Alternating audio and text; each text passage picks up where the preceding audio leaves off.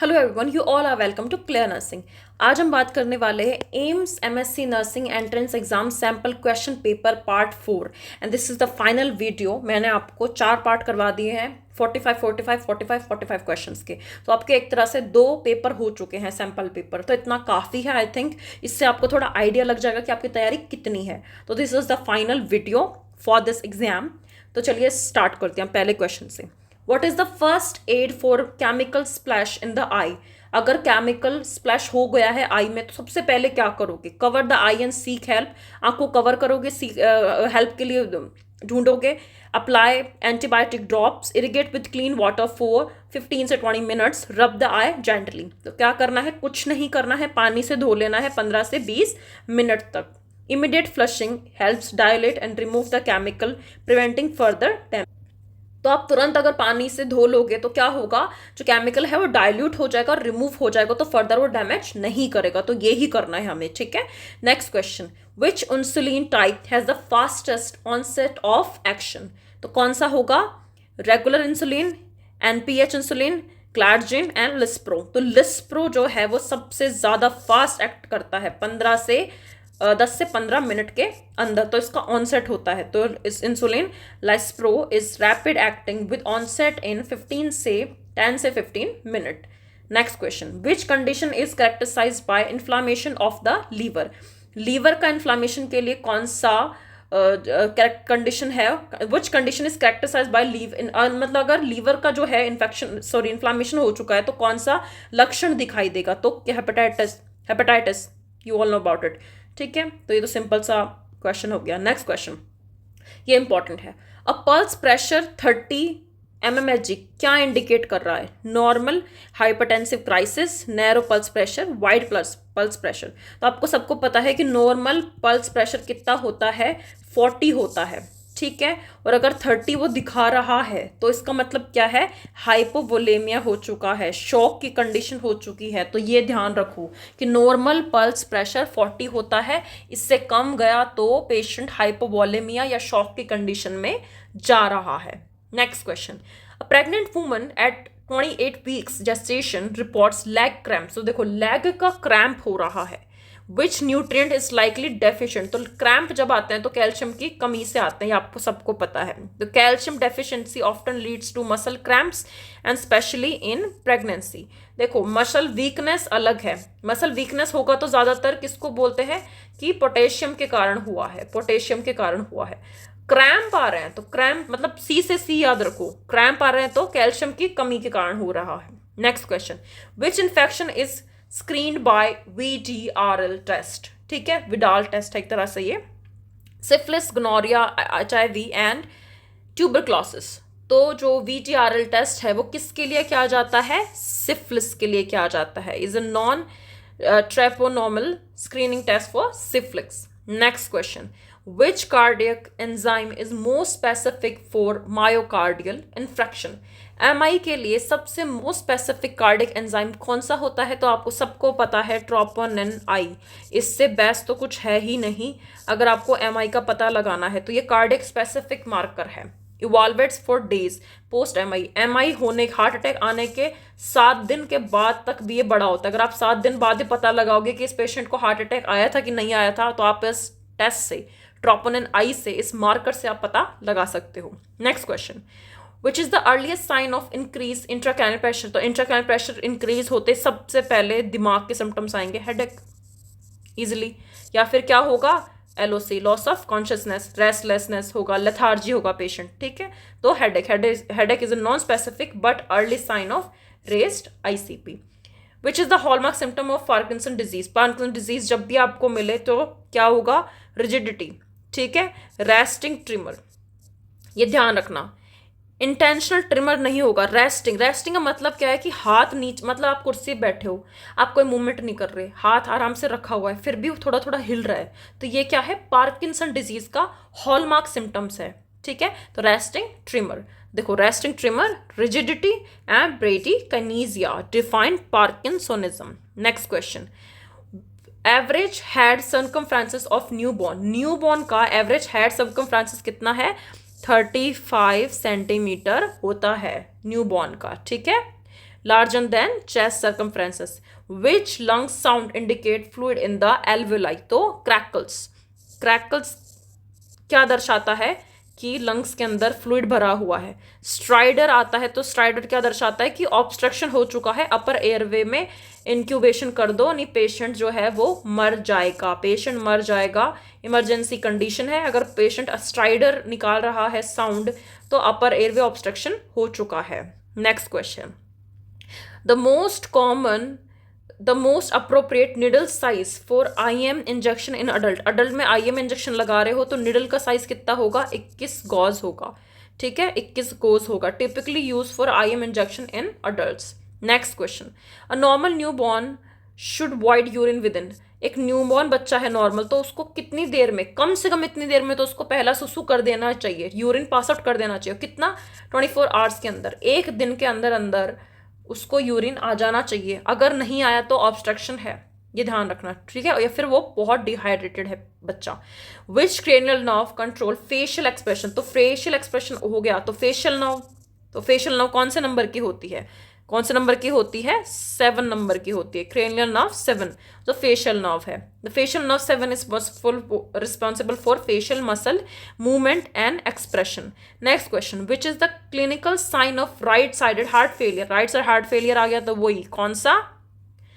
Peripheral oedema. अब देखो यहाँ पे तुम गलत करके आ सकते हो जल्दीबाजी में. Pulmonary peripheral. तो ये याद रखना, ध्यान से क्वेश्चन पढ़ना, ध्यान से उसके ऑप्शंस भी पढ़ना. ठीक है. Next question. The universal recipient blood group. अब सबको पता है कि यूनिवर्सल तो मैम AB होता है, पर पॉजिटिव या नेगेटिव कौन सा वाला? तो positive. AB positive is a universal recipient blood group. ठीक है, पॉजिटिव वाला. इंडिविजुअल हैव नो, क्योंकि इसके अंदर कोई एंटी A एंटी B दोनों एंटीबॉडीज नहीं है, and can receive blood from any group.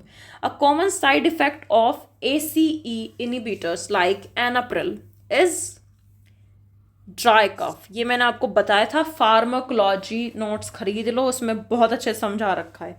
As inhibitors जो होते हैं उनका सबसे मोस्ट कॉमन साइड इफेक्ट होता है कि वो ड्राई कफ करते हैं. मतलब आपको खांसी आएगी पर बलगम नहीं आएगी अगर ये चल रहा है तो ये मेडिसिन.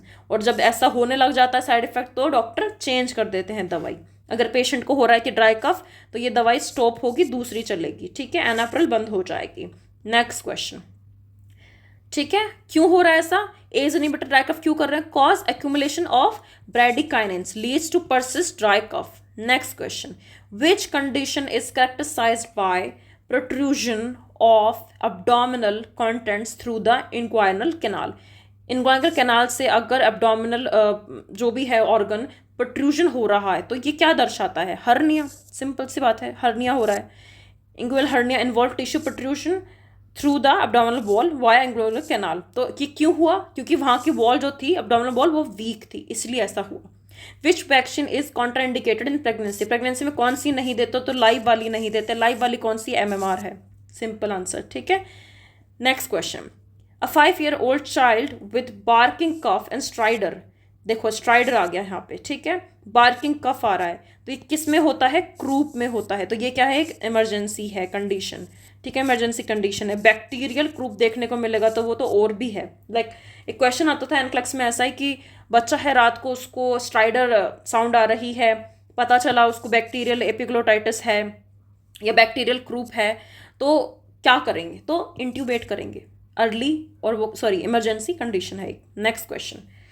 ठीक है, नेक्स्ट क्वेश्चन क्या है? What is the site for ID intradermal injection के लिए मॉन्टेक्स टेस्ट कर रहे हैं, और वो कैसा होता है? ID होता है, इंट्राडर्मल होता है. उसके लिए साइट कौन सी अच्छी है? तो कौन सी है? इनर फोर आर्म पे ये किया जाता है. इनर फोर आर्म पे ये किया जाता है टेस्ट परफॉर्म. किसके लिए? TB के लिए. A neonate has yellowing of skin, eyes within 24 hours. What is likely cause? Physiological jaundice, breast milk jaundice, neonatal sepsis, hemolytic disease. तो देखो 24 आवर के अंदर अंदर हो रहा है. क्या हो रहा है? स्किन येलो हो चुकी है, आइज हो चुकी है. क्या दर्शाता है ये? तो ये हेमोलिटिक डिजीज दर्शाता है. 24 घंटे के पहले या विदिन, मतलब बच्चा पैदा हुआ उसके 24 घंटे से पहले ही हमें जॉन्डिस के सिम्टम दिखाई देने को मिल रहा है, मतलब कोई बच्चे को जन्मजात ही प्रॉब्लम है, ठीक है, तो हेमोलैक्टिक डिजीज होगा। Jaundice with in 24 hours suggest pathological cause specially RH इनकॉम्पैटिबिलिटी, ठीक है, ये हो सकता है, इसलिए वो 24 के अंदर मतलब अर्ली दिखा रहा है जॉन्डिस के सिम्टम। अगर वो बाद में दिखाता है तो मतलब उसको फिजियोलॉजिकल जॉन्डिस हो चुका है। Next question, what is the function of ADH anti diuretic hormone का फंक्शन क्या है? तो ये क्या करता है, कंजर्व करता है बॉडी वाटर, कंजर्व करता है बॉडी वाटर को, मतलब बॉडी में जो वाटर है उसको बॉडी में ही बनाए रखता है, क्योंकि इसका नाम ही ये है एंटी डायरेटिक हार्मोन। डायरेटिक के अपोजिट काम करेगा, ठीक है, तो यूरिन आउटपुट बढ़ाएगा नहीं, बॉडी में प्रिजर्व करके रखेगा वाटर को, ठीक है, तो प्रिवेंट करेगा डिहाइड्रेशन से। नेक्स्ट क्वेश्चन क्या है, what is the main sign of appendicitis? Appendicitis का मेन साइन क्या है? मैंने आपको बताया था RLQ, मैकवर्नी साइन पे दर्द होगा, राइट लोअर क्वाड्रेंट पेन होता है। Appendicitis typically presented pain in the right lower abdomen especially at McBurney point. Next question, which blood test indicate long term glucose control? Long term glucose control के लिए हम क्या करते हैं, ये, क्योंकि ये 3 महीने का मतलब 90 दिन का हमें ग्लूकोज मॉनिटरिंग दिखाता है कि कितना हुआ कितना बढ़ा, ठीक है, 90 डेज और वी कैन से 3 महीने का वो दिखाता है हमें, ठीक है, तो एवरेज ब्लड ग्लूकोज ओवर पास से 2 से 3 month. Next question, which is the most common complication of immobility? Immobility का सबसे मोस्ट कॉमन कॉम्प्लिकेशन क्या है, क्या हो जाएगा, कॉन्ट्रैक्चर्स हो जाएंगे। Immobility can cause joint stiffness, joint जो है उसमें अकड़न आने लग जाएगी, स्टिफनेस हो जाएगी एंड कॉन्ट्रैक्चर्स हो जाएंगे। इसका मतलब क्या होता है, कॉन्ट्रैक्चर्स का मतलब होता है कि अगर मान लो पैर पे प्रॉब्लम है, पैर पे, तो पैर जिस तरफ मोड़ के रखोगे ना उस तरफ स्टिफनेस हो जाएगी और पैर ऐसे कैसे मुड़ा रह जाएगा, तो क्या बोलते हैं इसको, joint stiffness and contracture.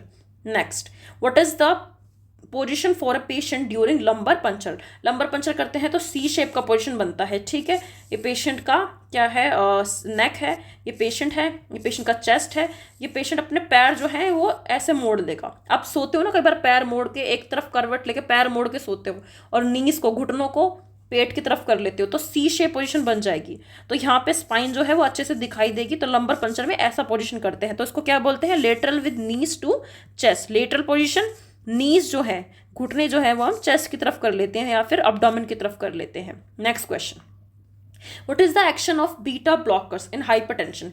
Patient है हाइपरटेंशन का, उसको बीटा ब्लॉकर दवाई चल रही है, बीटा ब्लॉकर क्या करता है, तो क्या करता है, सिंपल सी बात क्या है, हाइपरटेंशन हो रहा है तो हमें क्या करना है, decrease heart rate and contractility, ठीक है, तो beta blocker reduce myocardial oxygen demand by lowering HR and BP, तो BP कम करेगा, HR को कम करेगा, राइट।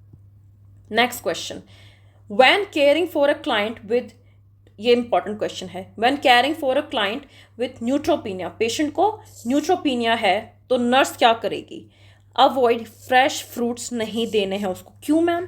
क्योंकि इन्फेक्शन प्रोन अनपील्ड फ्रूट्स, जो बिना छिले हुए फ्रूट्स होते हैं वो इन्फेक्शन के लिए प्रोन होते हैं और पहले से ही पेशेंट की WBC कम चल रही है, न्यूट्रोफिल जो है वो कम चल रही है, न्यूट्रोपीनिया है पेशेंट को, तो avoid fresh fruit, visitors, live vaccines, crowd exposure, ये सब कुछ हमें पेशेंट को नहीं देना है, नहीं करवाना, अवॉइड करना है, पर मेनली प्रायोरिटी पे क्या जाएगा, अवॉइड फ्रेश फ्रूट्स, ठीक है।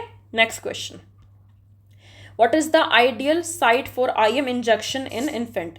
इन्फेंट में IM इंजेक्शन लगाना आइडियल साइट कौन सी है, तो वेस्टस लेटरलिस या रट लो, ठीक है, इसमें कुछ समझाने का नहीं है। Next question, which of the following is a symptom of hypoglycaemia? Hypoglycaemia patient को हो चुका है, ग्लूकोज की कमी हो रही है, साइन क्या देखने को मिलेगा, तो क्या देखने को मिलेगा आपको, स्वेटिंग एंड कन्फ्यूजन, पेशेंट को बहुत पसीना आएगा, पेशेंट बहुत कन्फ्यूजन में रहेगा। लो ग्लूकोज जो है ट्रिगर करता है स्वेटिंग को, पसीना ज़्यादा आएगा, चक्कर आएंगे, बेचैनी होगी और हो सकता है कि वो बेहोश होकर गिर जाए, तो इसलिए बोलते हैं ना कि इसको कुछ मीठा खिलाओ।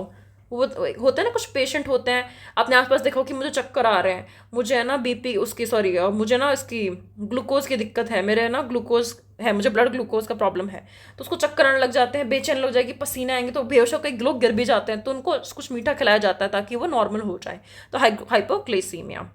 Next question, which sign indicate fluid volume deficit? Fluid volume deficit कौन सा साइन इंडिकेट कर रहा है? तो कौन सा कर रहा है? लो यूरिन आउटपुट। सबसे इंपॉर्टेंट अर्ली यही है, ठीक है। यूरिन आउटपुट ही कम हो गया तो ये क्या दिखा रहा है कि फ्लूइड वॉल्यूम डेफिशिएट हो चुका है, ठीक है। तो इससे क्या होगा? ये हाइपोवॉलेमिया की तरफ लेके जाएगा, डिहाइड्रेशन की तरफ लेके जाएगा, leads to decrease perfusion and low urine output for fluid volume deficit, ठीक है। तो सिंपल सी चीज़ है, बॉडी में कमी हो चुकी है फ्लूइड की, तो कैसे पता चलेगा? यूरिन आउटपुट कम हो जाएगा, ठीक है। Next, what is the primary function of surfactant? मैंने आपको बताया था, एल्वेलाई जो है, लंग्स का एल्वेलाई है वो कोलैप्स ना हो, ठीक है, इसको प्रिवेंट करता है और एल्वेलाई के सरफेस टेंशन को क्या करता है? कम करता है, ठीक है। जब टेंशन ही कम हो गई तो फिर क्या दिक्कत है? अच्छी बात है ना, टेंशन ही तो कम करनी है हमने, तो रिड्यूस सरफेस टेंशन, उससे क्या होगा? कोलैप्स नहीं होगा, alveoli collapse. Next question, which condition is characterised by dropping of the upper eyelids? ये वर्ड है ना, ड्रॉपिंग ऑफ अपर आईलिड्स, मतलब जो अपर आईलिड है, पलके जो है वो नीचे गिर गई एक तरह से। ऐसा कोई पेशेंट बहुत अल्कोहल पी के आया, उसकी आंखें से झुकी सी रहती है, तो उस वर्ड को ही क्या बोलते हैं? पिटोसिस बोलते हैं, ठीक है। PTOSIS, पिटोसिस बोलते हैं, याद रखना। Ptosis drooping of eyelids often due to nerve palsy और मसल वीकनेस। ये क्यों हुआ? ये दारू पीने की वजह से नहीं हुआ, अल्कोहल पीने की वजह से नहीं हुआ बेटा, ये मत लिख देना। ये क्यों हुआ? नर्व पैल्सी हुआ है और मसल वीक हो गया वहां का, इसलिए वो ऐसे गिर गई हैं, ठीक है। Next question, what is the primary purpose of using a NG tube in intestinal obstruction? Intestinal obstruction हो चुका है, मतलब जो आते हैं इंटेस्टाइन है एक दूसरे से चिपक गई हैं या ऑब्स्ट्रक्ट हो गई हैं, तो एनजी ट्यूब वहां पे क्यों डाल रहे हैं? उसको फीडिंग तो करवानी नहीं है वहां पे, तो क्यों डाल रहे हैं? डीकम्प्रेशन के लिए, जो ऑब्स्ट्रक्शन था या जो चिपक रही थी वो दूर दूर हो जाए, नॉर्मल हो जाए, तो डीकम्प्रेशन। कंप्रेशन मतलब होता है दबाना, डी मतलब हटाना, ठीक है। कंप्रेस कर रहे हैं हम, दबा रहे हैं, ठीक है, दोनों को। डीकम्प्रेस क्या होता है? उनको दूर दूर कर रहे हैं, तो डीकम्प्रेस कर रहे हैं हम यहाँ पे एनजी ट्यूब डाल के, ठीक है। नेक्स्ट क्वेश्चन क्या है इसका? What is the preferred site for bone marrow aspiration in adults? Bone marrow aspiration के लिए, अगर बोन मैरो एस्पायरेशन करने वाले अडल्ट में, तो कौन से साइट से करेंगे? तो कौन से करेंगे? इलियर क्रिस्ट से करेंगे, ठीक है। ये मोस्ट कॉमन और सेफेस्ट साइट है किसके लिए? बोन मैरो एस्पायरेशन के लिए। Next question, the first sign of magnesium, देखो MgSO4 का क्या हो चुका है? टॉक्सिसिटी हो चुका है, तो फर्स्ट साइन क्या होगा? फर्स्ट साइन क्या होता है? डीप टेंडन जो रिफ्लेक्सेस हैं, डीप टेंडन रिफ्लेक्स जो है वो एब्सेंट हो जाते हैं या बहुत कम हो जाते हैं, ठीक है। तो मेन ये है यहाँ पे। हाइपोटेंशन, रेस्पिरेटरी अरेस्ट, ये सब लेट है, सीजर, ये सारी चीज़ें लेट है। फर्स्ट में आपको यही देखने को मिलेगा, डीप टेंडन रिफ्लेक्स जो है वो एब्सेंट हो जाएंगे, लॉस ऑफ रिफ्लेक्सेस देखने को मिलेगा, फॉलोड बाय, इसके बाद क्या होता है? रेस्पिरेटरी डिप्रेशन होता है, फिर अरेस्ट आता है, राइट।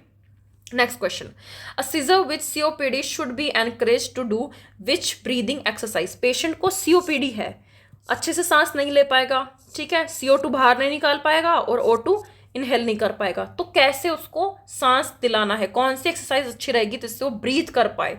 तो डायफ्रामेटिक एक्सरसाइज। आपने कई बार पेट से सांस ली होगी ना, जैसे वो एक योगा भी आता है इसमें पेट को ऐसे पिचका के ऐसे करके वो सांस लेते हैं, तो वो क्या होता है? डायफ्रामेटिक ब्रीदिंग होता है, तो COPD में ये करते हैं, ठीक है। Next question, a post operative patient is at risk of atelectasis due to? Patient का ऑपरेशन हो चुका है, आपको पता है ऑपरेशन के बाद पेशेंट सबसे ज्यादा रिस्क पे रहता है, एटलेसिस, मतलब उसके कोलैप्स ना हो जाए, तो कौन सा पेशेंट रहेगा? Post operative patient risk of atelectasis due to, हाँ सॉरी, किस कारण से रहेगा? तो किस कारण से रहेगा? शैलो ब्रीदिंग की वजह से, शैलो ब्रीदिंग की वजह से रहेगा। Shallow breathing post surgery cause alveolar collapse, इसको कहते हैं atelectasis, due to poor lung expansion, इसमें लंग एक्सपेंशन अच्छे से नहीं हो पा रहा है, तो एल्वियोलाई कोलैप्स हो सकती है, ठीक है। Next question, which hormone increase blood glucose level? कौन सा जो हार्मोन है वो ब्लड ग्लूकोज लेवल को इंक्रीज करता है? तो ग्लूकोजेनेसिस कौन सा करता है? कोर्टिसोल करता है, आपको पता है कोर्टिसोल क्या करता है? ग्लूकोज बनाता है, तो ये काम करता है, ठीक है। Which drug is use to reverse? Opioid की टॉक्सिसिटी हो चुकी है, ओवरडोज हो चुकी है, इसको एंटीडोट देना है, रिवर्स करना है इसके इफेक्ट को, तो नैलोक्सोन देते हैं, ठीक है, नैलोक्सोन देते हैं। एक इंपॉर्टेंट क्वेश्चन आप खुद देखना नेट पे या अपनी बुक्स में, ओपियोइड्स की craving, opioids anti craving medicine कौन सी है? ये आपके लिए क्वेश्चन है, आप देखना, ये क्वेश्चन भी आया हुआ है, ठीक है, नेट पे देखो या फिर अपने नोट्स में देखो। ओपियोइड एंटी क्रेविंग वाली कौन सी है? ये है ओपियोइड ओवरडोज की या रिवर्स करने की, एंटीडोट है। मैं पूछ रही हूं ओपियोइड्स एंटी क्रेविंग कौन सा ड्रग है? Next question, in which condition is a steeple sign seen on X-ray? Steeple sign क्या होता है? ऐसे होता है, ये मान लो कोई घर है, ऐसे तिकोना जो होता है ऊपर से, ये स्टीपल साइन होता है। तो ये कौन से डिजीज में, कौन सी कंडीशन में एक्सरे में दिखेगा? तो क्रूप में दिखेगा। Croup present with steeple sign on neck X-ray narrowing of the subglottic airway. क्यों दिखाई दे रहा है? क्योंकि सबग्लोटिक एयरवे जो है वो नैरो हो चुका है, इसके कारण हमें ये साइन दिखाई दे रहा है। किस में दिखाई देता है? क्रूप में दिखाई देता है। Next question, a patient is receiving TPN, patient को टोटल पेरेंटल न्यूट्रिशन चल रहा है। What is the most important parameter to monitor? कौन सा इंपॉर्टेंट चीज हमें मॉनिटर करते रहना है अगर पेशेंट को टीपीएन चल रहा है? तो ग्लूकोज हमें चेक करते रहना है, ग्लूकोज हमें चेक करते रहना है, ब्लड ग्लूकोज। क्यों? क्योंकि टीपीएन के अंदर ही ऑलरेडी बहुत मात्रा में ग्लूकोज होता है, तो फ्रिक्वेंट मॉनिटरिंग ज़रूरी है। और अगर पेशेंट को डायबिटीज़ है तो उससे कॉशंस के साथ उसको टीपीएन देना है, या फिर डॉक्टर से एक बार सलाह करके, सीधा नहीं देना है, ठीक है? डॉक्टर प्रिस्क्राइब करेगा तो ही देना है। Next question, in a case of increase ICP the nurse should avoid, patient का आईसीपी इंट्राक्रेनियल प्रेशर बढ़ा हुआ है तो क्या करना है? हमें पेशेंट को बार बार सक्शनिंग नहीं करना है, कोई स्टिमुलस नहीं देना है, ठीक है? तो suctioning increase ICP should be done minimally and cautiously. Suctioning कर सकते हैं पर बहुत कम, और वो भी बहुत अच्छे से देख के कि पेशेंट का प्रेशर ऑन इंक्रीज ना हो, आईसीपी प्रेशर, ठीक है? स्टिमुलस नहीं देते हैं हम ज़्यादा आईसीपी जब होता है पेशेंट को।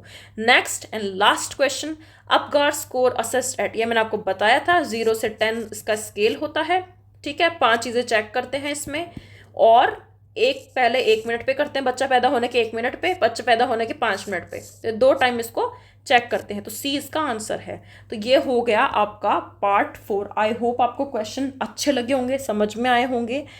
एंड कोई भी दिक्कत हो, कुछ भी और पूछना हो, आप हमें पूछ सकते हो व्हाट्सएप पे। व्हाट्सएप में अपना नंबर आपको बता देती हूँ, 9116765424। कोई भी सब्जेक्ट वीक हो, FON हो, पीडियाट्रिक्स हो, फार्मा हो, साइकेट्रिक हो, इमेज बेस्ड क्वेश्चन चाहिए हो, इन पांचों का इसका PDF हमें बना रखा है, अपलोड भी कर रखा है।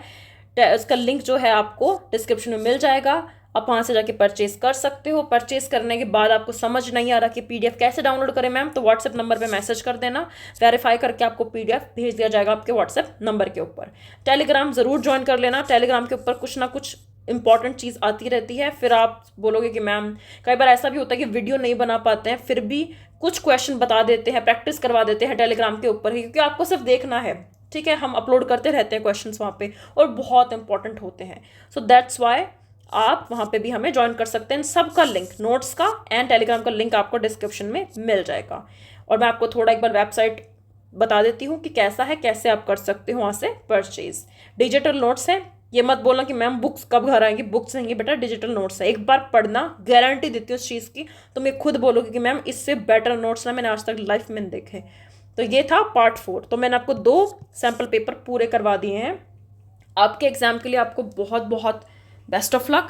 अच्छे से एग्जाम देना, ऑप्शंस पढ़ना, और ये ध्यान रखना इजी क्वेश्चन आएंगे ज़्यादातर, और इजी क्वेश्चन ही गलत होते हैं, ध्यान रखना। क्योंकि पिछली बार ना ऐसा क्वेश्चन आया था, जैसे आपको एग्जांपल दो कि मेंटल हेल्थ स्कोरिंग जो होती है, मेंटल हेल्थ एग्जामिनेशन, इसका टोटल स्कोर कितना होता है। अब ये ऐसा क्वेश्चन आया था, अब आप देख लो MSc नर्सिंग 2024 के अंदर। तो ऐसे ऐसे सिंपल क्वेश्चन आते हैं और उसमें ही इंसान गलत करके आता है। तो ये सारे क्वेश्चन जो हैं, एक एक नंबर अगर आप कम लाते गए तो आप अपनी फेवरेट सब्जेक्ट लेने से बाहर हो जाओगे, ठीक है? तो ये था सब कुछ एम्स MSc नर्सिंग के लिए, जो मैंने आपको बहुत अच्छे से समझा दिया। पेपर कैसे देना है, कितने क्वेश्चन सिलेक्शन होगा, सब कुछ, सारी वीडियोस बनाई हुई हैं, यूट्यूब पे देख सकते हो। प्रैक्टिस करते रहो, और मेरी मानो तो 15 दिन अभी बच रहे हैं, 15 दिन बच रहे हैं अभी, 21 तारीख आने में। रिविजन कर लो, ठीक है? और अगर कोई नोट्स में कमी है, FN के नोट्स अच्छे से नहीं है आपके पास, तो अभी भी आप हमारे नोट्स खरीद के पढ़ सकते हो। बहुत ईजिली याद हो जाएंगे और पूरे भी हो जाएंगे नोट्स, इतना बड़ा PDF नहीं है वो, ठीक है? इमेज बेस भी दे रखा है, तो इमेज बेस जल्दी कैप्चर होता है। तो ये सब था। तो जैसा कि आप देख पा रहे हो, ये क्लियर नर्सिंग का हमारा वेबसाइट है। इस पे आप जाके नोट्स परचेज कर सकते हो, paediatrics, FON, question, image based question and pharmacology, nursing and psychiatric. आप खुद बताइए, इतने कम मिनिमम प्राइस में आपको मतलब इतने अच्छे नोट्स मिल रहे हैं, तो प्लीज़ आप इनको ज़रूर डाउनलोड करें, पढ़ें। तो आप इस पे जाके, लिंक आपको डिस्क्रिप्शन में मिल जाएगा हर वीडियो के, वहाँ से जाके बाय करें नोट्स को, पढ़ें। डिजिटल नोट्स से PDF मिलेगा ओनली, प्रिंट आउट आप खुद कराओगे अगर आपका मन है। मैं तो बोलूँगी फ़ोन से या लैपटॉप से ही पढ़ो, फ़ोन है, लैपटॉप है, टैबलेट है आपके पास, उससे ही पढ़ो, क्योंकि कलरफुल हम जब पढ़ते हैं तो ज़्यादा याद होता है। या फिर आप इन नोट्स को खुद भी लिखने लग जाओ, लिख लिख के पढ़ लो अपनी कॉपी किताब में जो भी है, ठीक है। तो ये पीडियाट्रिक्स के हैं, FON के हैं, इमेज बेस्ड क्वेश्चन है, फार्माकोलॉजी नर्सिंग नोट्स है एंड साइकेट्रिक है। अच्छा, तो इनको आप परचेज कर लोगे तो आप यहाँ से भी डायरेक्ट बाय कर सकते हो। पर अगर आपको नहीं समझ में आ रहा है कि कैसे डाउनलोड होगा, बहुत टाइम लग रहा है, बहुत नेट खा रहा है, तो आप हमें 9116765424 पे मैसेज करके बोल सकते हो कि मैम मैंने नोट्स परचेज कर लिए, मेरा नाम ये है, हम वेरीफाई कर लेंगे, फिर आपको नोट्स जो हैं वो व्हाट्सएप पे हम आपको प्रोवाइड करवा देंगे। तो ये था नोट्स के बारे में। तो नोट्स को पढ़ो अच्छे से and best of luck for your every exam. जो भी एग्जाम दो, मैं चाहती हूँ सब में आपको जॉब लगे। कुछ भी परेशानी हो, कैसा भी कोई स्ट्रेस भी हो रहा हो, प्लीज़ हम तक पहुँचें, हम ज़रूर हेल्प करेंगे जितनी हम कर पा रहे हैं। अगर आपके पास बिल्कुल आप पैसे नहीं है, एक्चुअल में नहीं है बेटा, ऐसे मत करना कि पैसे हैं फिर भी आप 100 रुपये भी नहीं दे पा रहे हो, मैम को बेवकूफ़ बना रहे हो, ऐसा मत करना। अगर सच में नहीं है कि लाइक मैम मैं तो अफोर्ड नहीं कर पाऊँगा, तो मैं आपको फ्री में भी कुछ बच्चों को प्रोवाइड करा दूंगी नोट्स, ऐसी कोई बात नहीं है। पर जेन्युइनली बेटा, अगर आप सच में आपके पास पैसे नहीं है तो ही मेरे तरफ अप्रोच करना कि मैम मेरे पास पैसे नहीं है, मुझे प्लीज़ ये PDF आप प्रोवाइड करा दो, मेरी जॉब लग जाएगी। मैं डेफिनेटली आपको PDF जो है वो दे दूंगी खुशी खुशी। तो ये था नोट्स के बारे में सब कुछ। और कुछ भी क्वायरी हो प्लीज़ आप हम तक पहुँचें। हमें टेलीग्राम पे आप ज्वाइन कर सकते हैं, कुछ भी लेटेस्ट इन्फॉर्मेशन आती है टेलीग्राम पे हम प्रोवाइड कराते हैं। टेलीग्राम का लिंक भी आपको डिस्क्रिप्शन में मिल जाएगा। ये वीडियो देखने के लिए thank you and thank you so much guys.